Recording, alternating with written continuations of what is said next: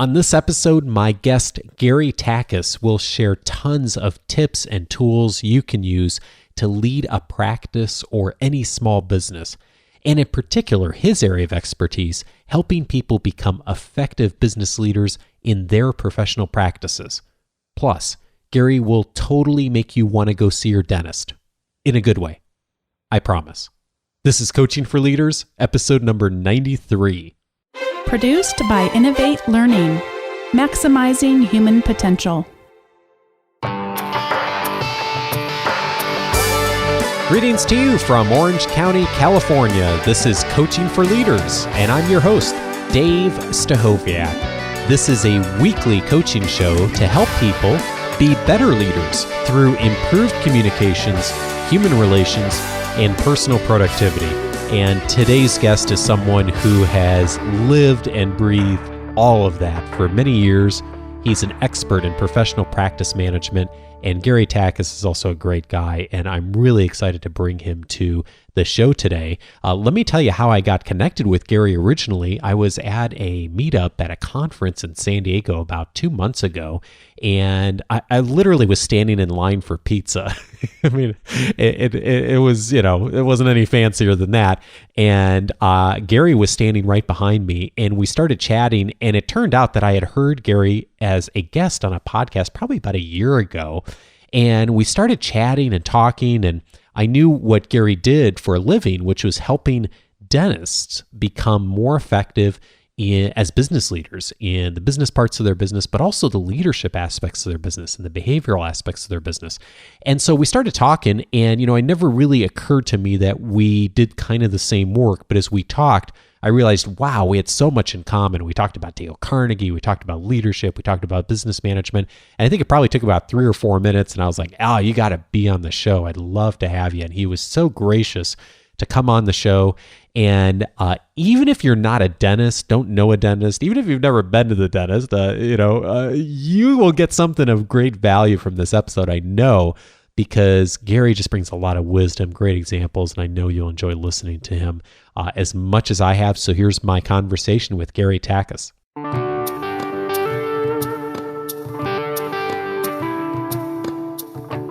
I'm just thrilled to welcome my guest this week, who is Gary Takacs. Gary is one of the most recognized dental practice management consultants in the dentistry today, and his knowledge of the business of dentistry has helped thousands of dentists develop a thriving practice in all kinds of economies, and he's an accomplished speaker, coach, and Gary is also a podcaster himself. He has the show The Thriving Dentist, which you can find on iTunes. Just type in dentist and he pops up. So I'm so thrilled to be talking to a fellow podcaster. Gary, welcome to Coaching for Leaders.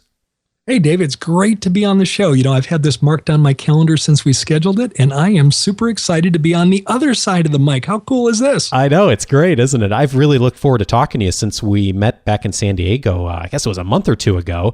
And, you just have a great personality, and I can tell you're just excited about what you're doing and how you're serving people. And as we started talking and talking about our mutual affection for Dale Carnegie, I was like, I got to have you on the show and talk with you about what you're doing with clients. So before getting into that, tell me a little bit about your work, Gary, and how did you get into doing what you're doing now? You bet, Dave. And again, it's just an honor to be on the show. The work that I do, I'm a dental practice management consultant, a dental coach, and I coach dentists around the country, dentists and their team members, on how to develop a successful practice. Now, realize that in dental education, in their postgraduate education, dentists learn about the clinical side of dentistry. They learn how to perform the dentistry. But they get very little, if any, education on the business side. So essentially, they graduate with the skills to do the dentistry, but they then have to learn, through the school of hard knocks, unfortunately, they have to learn, how to create a successful business. So there's a wonderful opportunity for people like myself and firms like mine that help dentists on the business side of their practice. And Dave, how I got into this was I'm a University of Oregon graduate. That makes me a fighting duck. Okay. Yeah, and I do want to emphasize the fighting part. We're not regular ducks. We're fighting ducks. You don't want to emphasize the duck part? These days, it's okay. The University of Oregon has developed quite the reputation these days in athletics, and I'm a proud Fighting Duck. But anyway, I had recently graduated from the University of Oregon, and I graduated in 3.5 years. I was in a rush. Good for you. I wanted to finish up, and I was on my way to law school. And I didn't realize my plan wasn't as well thought out at that point, because as I'm racing through my education, didn't realize that law schools only accept in the fall. So I graduated in December and essentially had 6 or 7 months before then I would start law school. Had a young family at the time, had to make a living. And so I went to work as a law clerk. I figured that would be good, to work as a law clerk and learn that side of it. Went to work as a law clerk to support my family, and turned out that I worked for a law firm that specialized in working with physicians and dentists. Oh, interesting. And interestingly enough, about 2 weeks into my clerkship as a law clerk, our senior partner came to me and said, "Gary, I understand that you're interested in going to law school. What kind of law do you want to practice?" And I said, interestingly enough, I don't want to practice law. I want the degree and the education, and I want to use that in some type of consulting capacity. I have an interest in consulting. He said, "Hey, I could take 15 minutes one evening and teach what they're going to take 3 years in law school to teach you." He said, "How would you like an apprenticeship? How'd you like to serve an apprenticeship with us and learn about practice management?" Wow. The rest, as they say, is history. I worked for my first 8 years in my career for a couple of large firms, learning the business of coaching and consulting. And in 1988, I hung my own shingle, and I started my own consultancy called Takacs Learning Center, TLC, where we teach dentists the business side of their practice. Well, this is fascinating because, one of the things you mentioned is that a lot of dentists go to school and they get really well educated on their field, but they don't necessarily get some of the business, the people skills, the leadership skills. And that's so true for so many of the professionals I work with too, that they've had a ton of training and knowledge in engineering, professional work, whatever their area of specialty is. But when it comes to communications, human relations, productivity, they find that they just don't have a lot of those skills as much as they could. And I know, like a lot of us, dentists don't get a lot of that training in school. So what are some of the common mistakes that you see that your clients make in leading others? You bet. And Dave, it's interesting that you frame it the way you did, in the similarities between, say, a dentist who's trained in a highly clinical, narrow, field of science.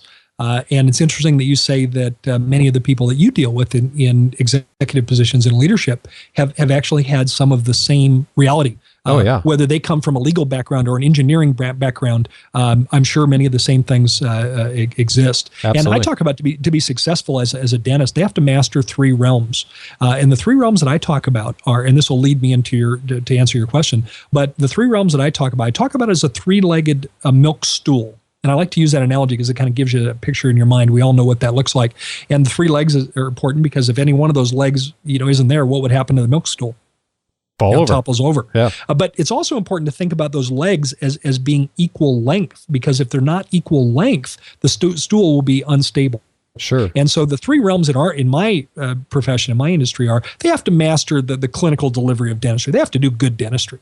Secondly, they have to master the business side. They have to learn how to make a profit delivering dentistry and taking care of their patients. But the third realm that they have to master is the realm that they have the hardest time with typically, and I simply call it the behavioral side of dentistry, the people side.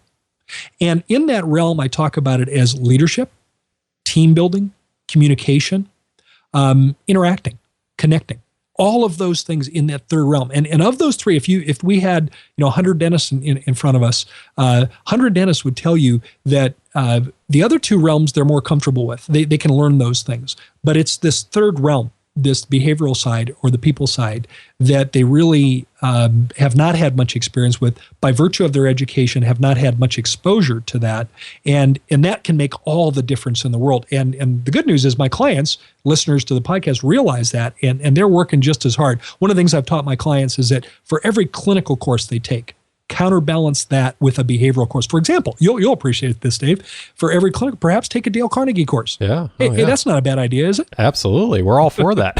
It's funny. My clients would say the exact same thing. And I've been really fortunate to work with some incredibly intelligent people, especially in engineering and technology over the years.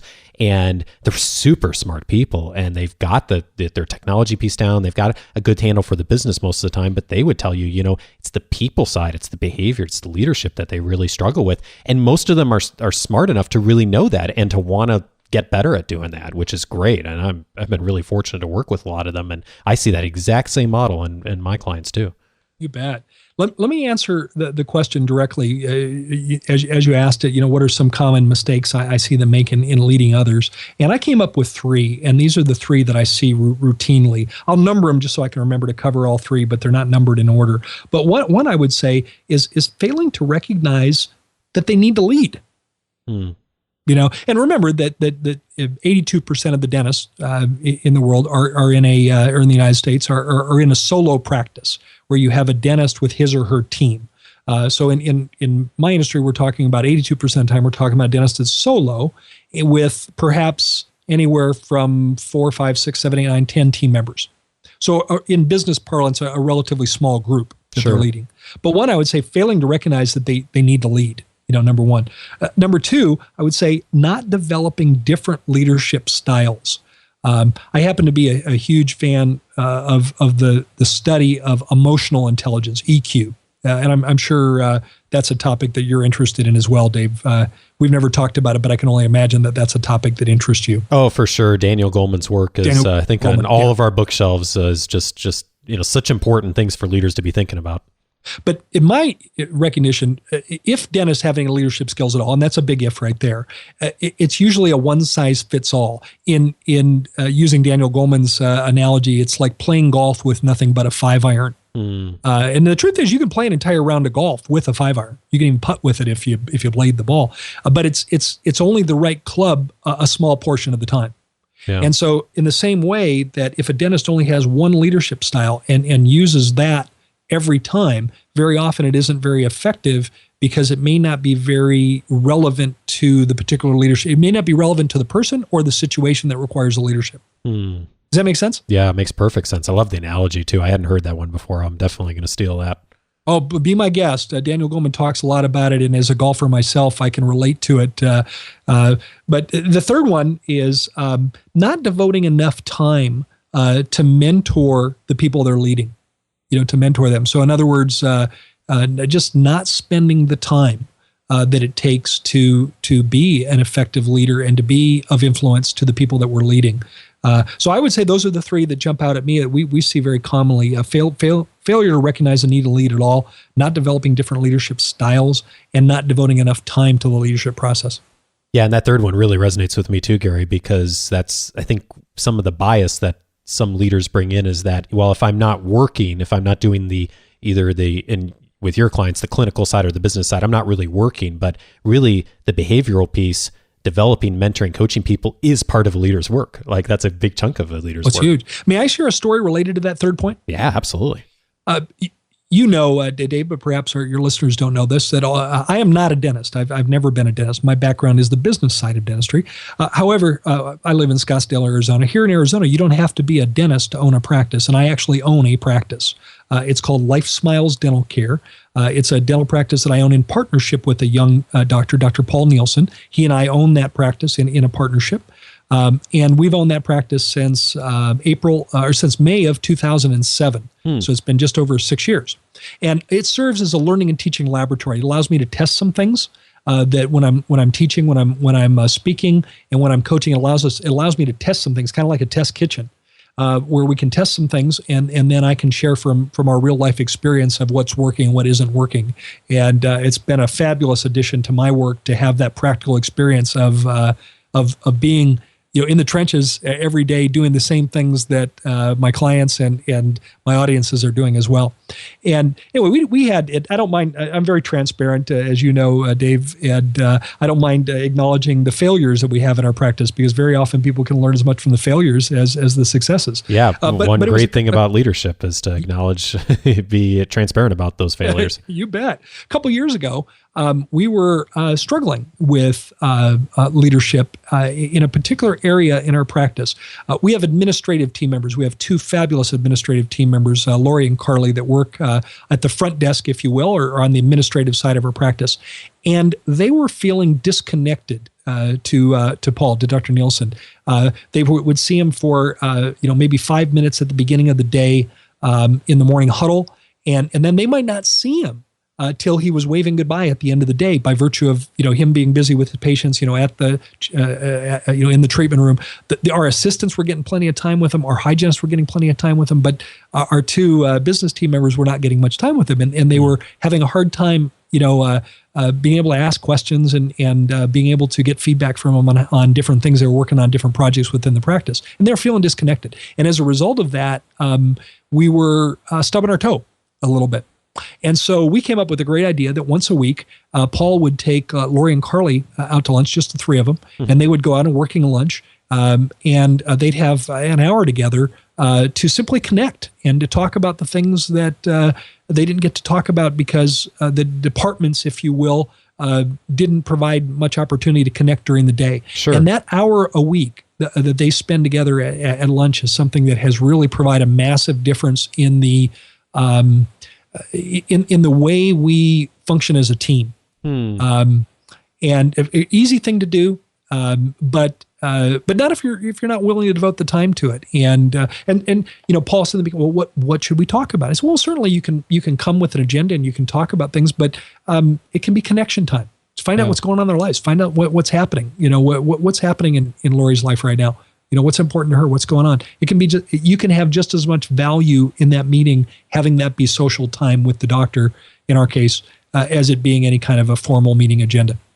Yeah, that's a great example, Gary, and I'm glad you shared that story because it's a reminder to me that so much of leading people well are a lot of times the things that may seem really simple or I dare to say even obvious, but it's the diligence and the commitment to do it consistently. And when we do that I think some of Dale Carnegie's brilliance was just keeping things simple, but if we do it consistently, it really does provide some amazing results. It really, really, really does. And that simple change, we went from two team members feeling out of the loop, feeling disconnected, feeling like they were getting everything secondhand, and they have such high respect and regard for Paul that they really treasured the time that they get with him.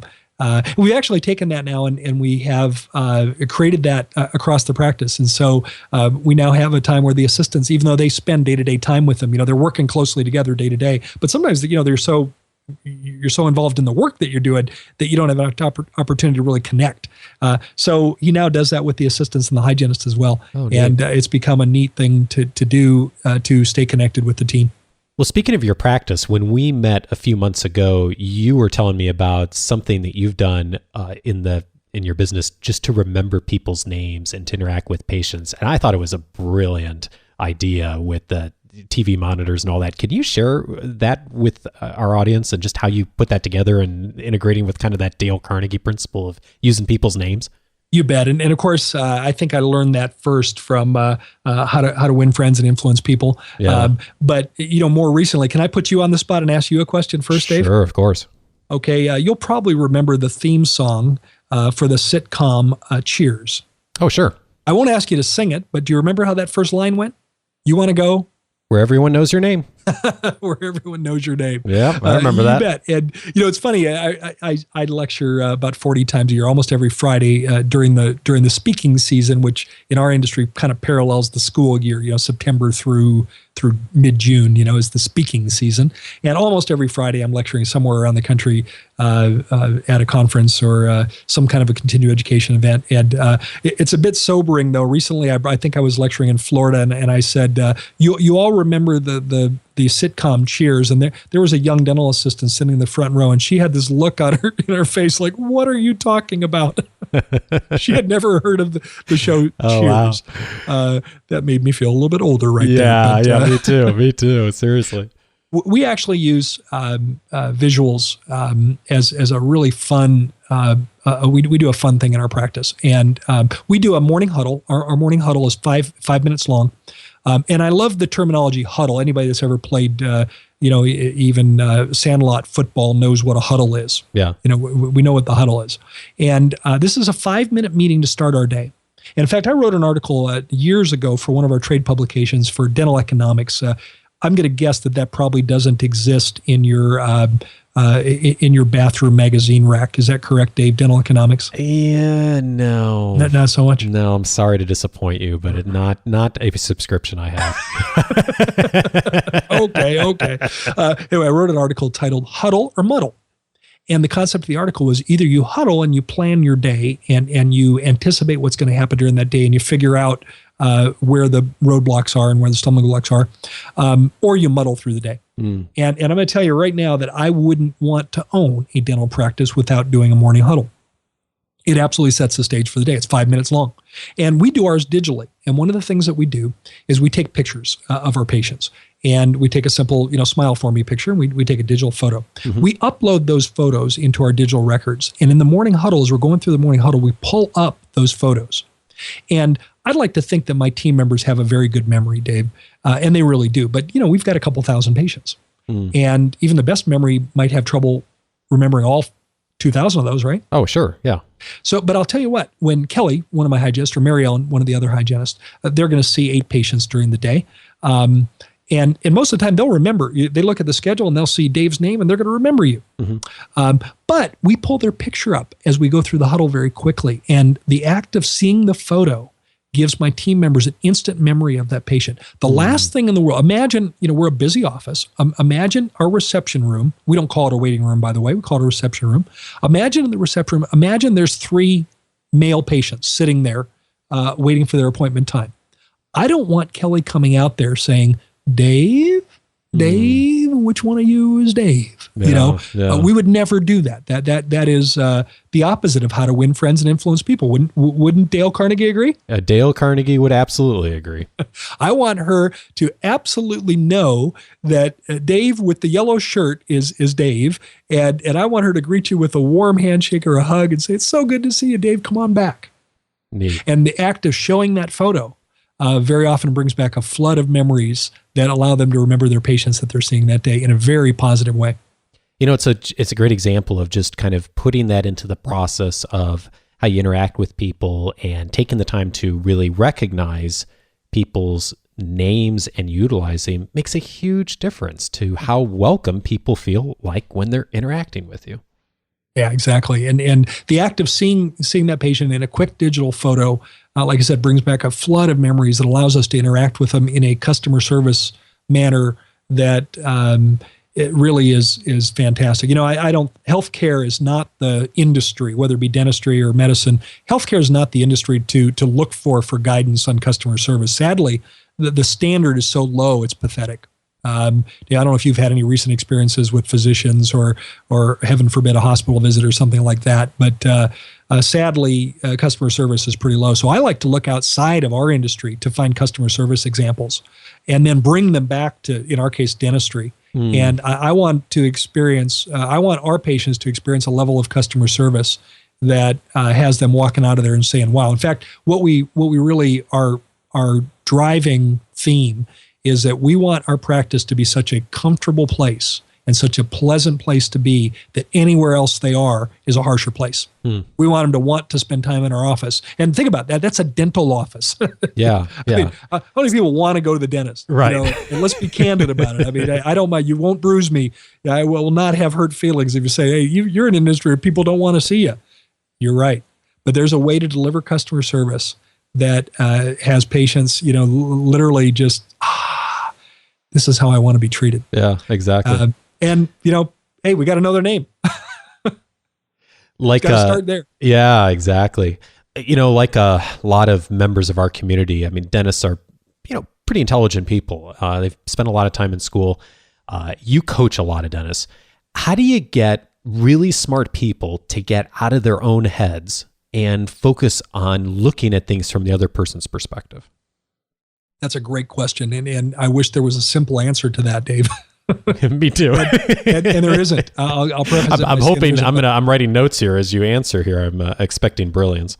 I like to frame it this way for my clients. So Dave, may I talk to you as if I was speaking to a client right now? Sure. And I'll do this for your listeners as well, because I think that the visual imagery that I'm about to provide, I think will help answer that question. Go for it. So Dr. Dave, imagine that you're in Orange County. In what particular town are you in Orange County? I live in a town called Ladera Ranch. Okay, I know where it is exactly. So Dave, just play along. Dr. Dave, play along with me, if you will. Imagine that there is a park in Ladera Ranch. And imagine it's a community park. And imagine that's very lush, very green. And just imagine that maybe even it has a little stream that runs through it. I'm probably stretching it there. But just imagine that there's this park. Okay. Got it. And now imagine, Dr. Dave, that there's a bench in the middle of the park under the shade, and it's beautiful. It's just quite a bucolic place to be. And imagine that two of your patients find themselves on that park bench.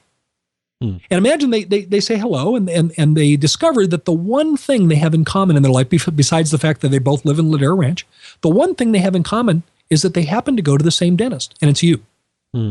What do you think they would talk about if they happen to be on that bench and they discover that, oh, wow, you happen to go to the same dentist that I go? Do you think they would talk? I'm going to use some technical language for here just a second, Dave. Do you imagine that they would talk about the incisal edge translucency on teeth number 8 and 9 of those beautiful crowns that they received in your practice? Probably not. Did you believe they might talk about the way their teeth are in perfect occlusion and the canine guidance that they have through their bite is textbook? Do you imagine that they would talk about that? Definitely not. Yep. I could be even more absurd about these examples, and I'm finding it's all Greek to me. Yeah, exactly. But do you imagine that they would talk about anything like that? No, definitely not. No. But if they were to talk about something, what would they talk about? If they were to say either good or bad, what would they talk about? Oh, it would be the experience in the office. For sure. Yeah. Maybe how the person answered the phone. Yeah, how they answered the phone. What was the last visit like? What do you think about him? His personality, that type of thing. Those would be the things I'd talk about. Or how cool it is that every time they come in, Kelly remembers their name. Yeah. You know, well, and it's funny you mentioned that because Bonnie and I switched dentists a few years back, and she came back from the first experience with this new dentist. Like, they remembered my name. They had these video things. It was just like this great experience, and it got me into the practice. And now, like, they say hi to us every time we walk in, and it's just a great experience. And it was because of a conversation just like that. Well, let me tell you, I spend time in my own practice observing and working with our team. And just the other day, I observed Kelly. She's taking her patient back, and as she's walking her patient back to her treatment room, imagine this was you, Dave. And she said, "Hey, Dave, I remember when you were here last time, you were about to go on that cruise to Alaska. How was that?" Yeah. Now, what does that say to Dave?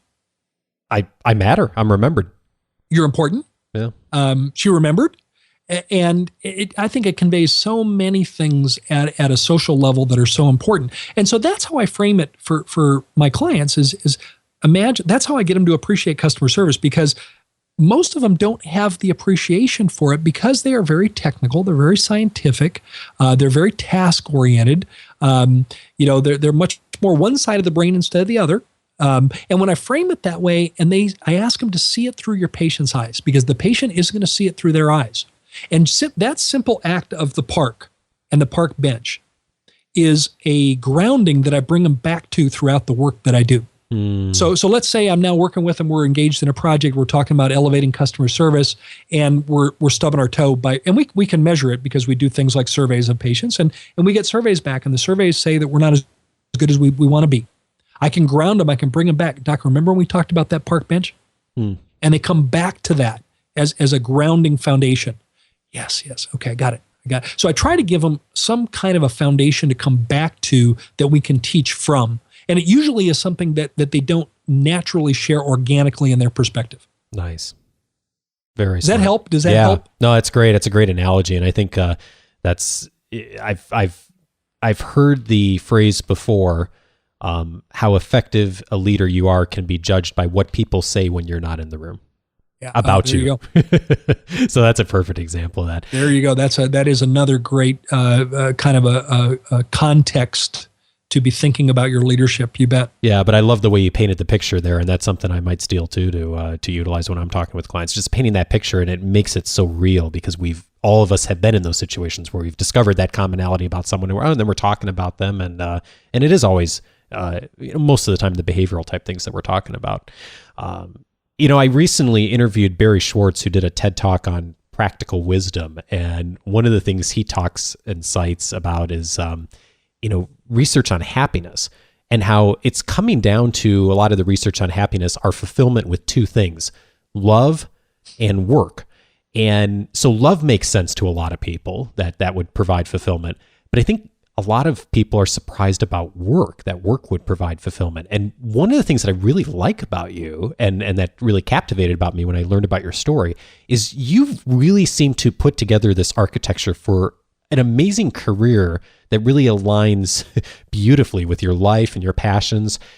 Can you tell me a little bit more about just kind of some of the ways you've done that? And I'm interested really too in like just how you've set up things like with the motorcycle rides and the trips. And I just think that's really cool, and just kind of how you went about doing that. Well, I have eliminated a word from my vocabulary, by the way, Dave. Work. It's not in my vocabulary. I don't work. Well, that's another reason I like it. I literally don't work, and I have four kids. My children range in age from 36, my oldest, to my youngest, who's 18. We have 18 years between our oldest and youngest, and I've tried to teach my kids that if you choose something you love to do, you never have to work a day in your life. Although if I was to run the clock, sometimes like you, Dave, there's some weeks where I'm logging 70, 80, 90 hours, and I'm sure you've had that as well. But honestly, sure. I don't think of it as work. And maybe that's call me the optimist, and that's okay. I'll take that as a compliment. And but that's my perspective. I love what I do. Absolutely love what I do, and passionate about what I do. And I really have been a big believer in combining the idea of work and fun. It's been my life's work to study successful dental practices. Dave, physically, I have been in over 2,000 as a coach in 48 states, 6 provinces in Canada. I've been in over 2,000 practices. Wow. I've spoken, I've lectured, spoken over 12,000 hours of certified dental continuing education. And I don't say that to boast, but just to give you a little bit of a perspective on the seat time that I've had, at this. Yeah. But none of it's been work. But I love the idea. So I love the idea of combining work and fun. And I did a study a number of years ago where I studied very successful practices and very successful dentists. And I tried to find my goal was to find the common denominator. I kind of modeled my study after the really great work after Stephen Covey, his 7 Habits of Highly Effective People, where he studied very successful people and tried to find the common denominator. I modeled my methodology after Dr. Covey, and I studied successful practices and I tried to find the common denominator, and it completely blew me away that the only common denominator that I could find is that these dentists that were successful by whatever measurement you wanted to use, if you wanted to use economics, the quality of dentistry that they were doing, the size of their practices, their reputation in their community, however you wanted to measure it, these were top dog practices. They were at the top, in the highest level of performance that you could possibly measure. The only common denominator I could find was these dentists had fun every day. They actually really enjoyed what they were doing. And I know it sounds bizarre. You're doing dentistry for people that sometimes don't want to be there, but they figured out a way to make it fun. Huh. And so I have modeled that in my own work, outside of my work and my family. I love riding motorcycles and racing cars. I believe oil actually courses through my veins, but I do love riding motorcycles and racing cars. And anyway, a number of years ago, I started a division of our company called Ride and Learn. This is where we take dentists on Harley-Davidson motorcycle tours. Now imagine that, Dave. Awesome. So my dealer, Hacienda Harley-Davidson, ships 20 motorcycles, 20 bikes that ship them in a tractor-trailer rig around the country. We tend to build our rides around national parks, really beautiful places to go and to see. And we do a 4-day ride. And every evening, we do a serious continuing education course in the lodge, wherever we are. And so we spend from at least 6 till 9 in the evening at the end of the day educating and incorporating very serious education. And I bring speakers that are the highest regarded speakers in our industry come on these. Many of them actually ride motorcycles, and they come on our rides, and they provide our education in the evening. And so we've done 36 trips over the years. Wow. We've gone to some fantastic places. And what I wanted to do is I wanted to take dentists outside of the stuffy learning environment. Traditionally, these are in hotels with folding chairs, Yep. and I wanted to take them out of the stuffy learning environment, and I wanted to create a learning experience that allows the entire experience to come alive. We also do race and learn. I happen to enjoy racing cars, and we go to racetracks around the country, and we combine a serious dental education course with a high performance driving course, where we turn the instruction over to the driving instructors that teach us how to do high performance driving. We do one right here in Chandler, Arizona, the Bob Bondurant School of High Performance Driving, where one day they actually have an auto museum, and on Friday they convert the auto museum to our teaching theater, and we do our education. And the next day, all of the attendees are out on the racetrack doing 10 different exercises with everything from go-karts, shifter go-karts, to Z06 Corvettes. Wow. How fun is that? It sounds like a lot more fun than sitting in a hotel conference room, for sure. Well, and what happens is the education becomes, it literally makes it come alive, and it becomes memorable for the attendees because, we may have had Dr. Gordon Christensen educating us about the latest material in dentistry, but the next day we were at Yellowstone National Park. And so they'll connect Dr. Christensen and Yellowstone National Park, and the memory will be lifelong. They won't forget that. You're a pretty successful guy, Gary, and I'm curious, what's a time that you've learned a lesson that's helped you to communicate or engage with people better? Yeah, I learned this at the apron string of my grandmother. I was blessed to have one of the most incredible grandmothers on the planet, and she, in fact, she actually was a contemporary of Dale Carnegie by age. Yep. But my grandmother never knew a stranger. We used to ride the bus with her. She never drove a car. We used to ride the bus with her. And but within minutes of getting on the bus, before her next stop, she would have 5 new best friends on the bus with her. And you can imagine, I was a little boy. I was probably 4 or 5 years old watching this. Yeah. And I was just watching just how amazing she would find a way to connect with people. And she'd find some common ground. She'd find some way to connect with them. And she would have new friends. And her life was very rich by the friendships that she made. And so I had the wonderful model of my grandmother, who was the ultimate people person. And I had that model, and I learned it early on, and it's never left my side. And I teach my clients, one of the challenges we have in dentistry is educating patients so that they want to move forward with their treatment. And we call it a case presentation. And case presentation is easy if it hurts. But Dave, can we agree that it's a challenge if the tooth doesn't hurt? And yeah. the truth is, much of what dental disease and dental issues are what we call asymptomatic, meaning it doesn't hurt. And so the challenge is, how do we communicate with patients so they're interested in making dentistry a higher priority and making progress towards ideal oral health? And what I tell my clients is that if they want to have great case acceptance, and if they want their patients to say, yes, doctor, I'd like to move forward with your plan, I actually teach them a way to do that really kind of punctuates the whole discussion that we've had today in this interview. And what I teach them is that if they want to have good case acceptance, they need to learn to listen so that people talk, and learn to speak so that people listen. Now, it's a bit of a tongue twister. Can I repeat that again just to make sure I got it right? Yeah. We need to learn to listen so that people talk. And then we learn to speak so that people will listen. And I think there's so much magic in that. I mean, unfortunately, it's been reduced to a phrase that can sound trivial if you don't really give it the attention that it's due. But think how important that is. How often are we really listening, Dave? I mean, and a question that I ask is, are you really listening, or are you just waiting for your turn to talk? Now, I think Dale Carnegie would agree with those concepts.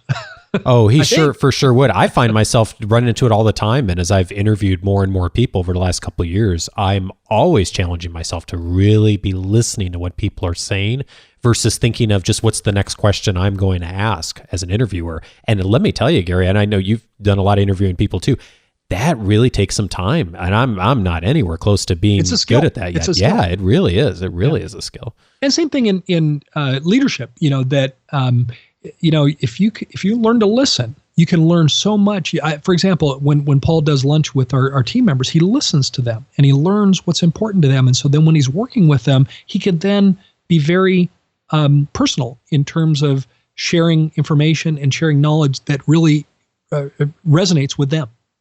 But you have to listen first.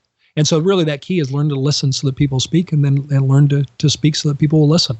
And I think that's something I'll be working on throughout my entire life. I don't think that's something you check off the box as done, the to-do list is done. And on that, I am right there with you, sir.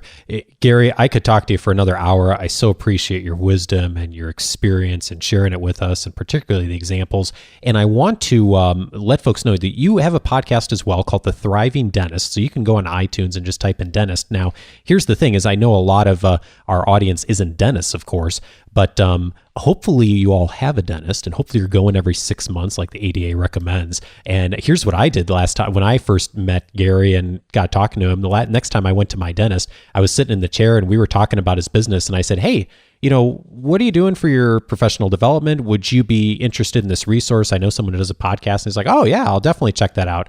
So one thing you can do for Gary is the next time you're sitting in the dentist chair is to, strike up that conversation with your dentist. And for once you can do a little education of them, him or her, versus them just teaching you about your teeth. How's that sound, Gary? Well, hey, Dave, thank you. And, I'll share something with you. I'm passionate about dentistry and about great oral health. And so if we happen to have any listeners that have been wayward with visiting a dentist, don't worry, I'm not going to shake my finger at you. I'm not going to punish you. But there are so many values to experiencing great oral health that if you've been away from the dentist, go find one. Go find a good one. If you happen to live in the greater Phoenix area, Paul and I would love to see you as a patient. Our practice is called Life Smiles Dental Care.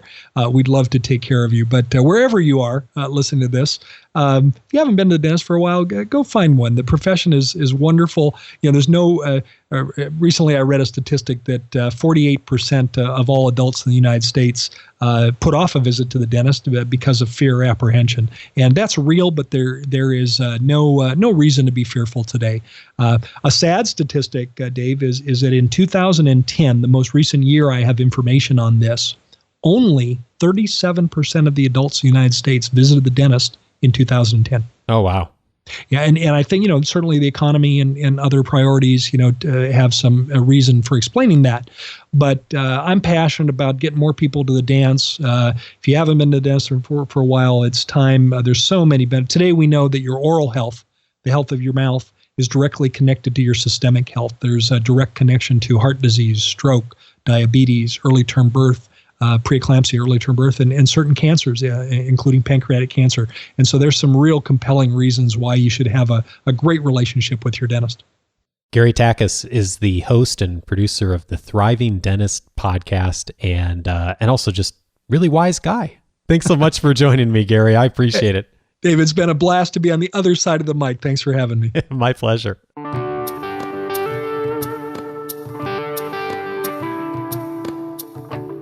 Oh, he's great to listen to, isn't he? The thing I really like about Gary, not only is he an expert in what he does, he's been doing it for many years, he knows his stuff super great, but the thing that's really great about him is he's so likable. We must have talked like 20 or 30 minutes before we actually started the interview, and I think we talked for 10 or 15 minutes afterwards, and he's just got that great, wonderful, likable personality, and I was thinking after I hung up with him eventually that, how likable am I as a leader? I don't think I'm quite that likable, and I'm sure that skill really helps him in his work. He brings the business credibility and the experience, but man, that behavioral skills, those behavioral skills he talked about, and that great rapport building he has, and that likable personality, I know serves him well in his leadership role. I hope I have some aspects of that, and I wonder how likable you are too. And that's a great coaching question for all of us is, are we likable? And if we're not, that's a huge obstacle for us as leaders of being able to influence others. And so, we can have all the right pieces in place.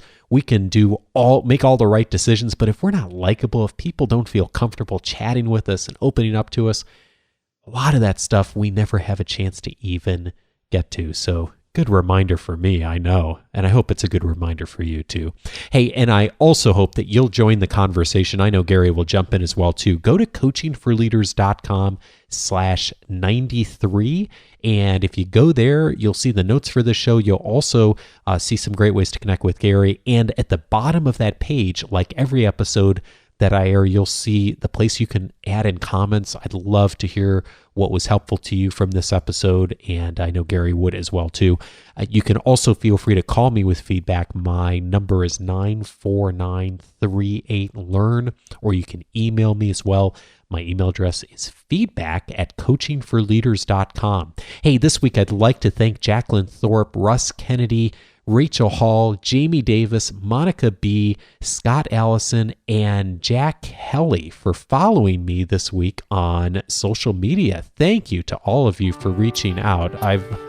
That's not the right music. Let me try this again. That's a little bit better. Hey, never perfect, like leadership. Hey, thank you so much for reaching out. If you would like to stay connected on social media as well, and get all the articles and announcements and things I send out during the week, just go to coachingforleaders.com, and you'll see at the top of the page, there's the social media icons. Just click on the one that works best for you. Hey, I'm doing that weekly Quick Coach video now, answering questions from folks. So if that's something that's interesting to you, connect with me on social media. You'll see the post. It's also at the coachingforleaders.com website. And if you'd like to get that midweek booster shot, I send out my email article every week. Just go to coachingforleaders.com/subscribe. That will get you in on the weekly articles, and you can stay in touch with me during the week. But also, more importantly, you get something of value midweek too. Have a great week, everyone. See you in a week.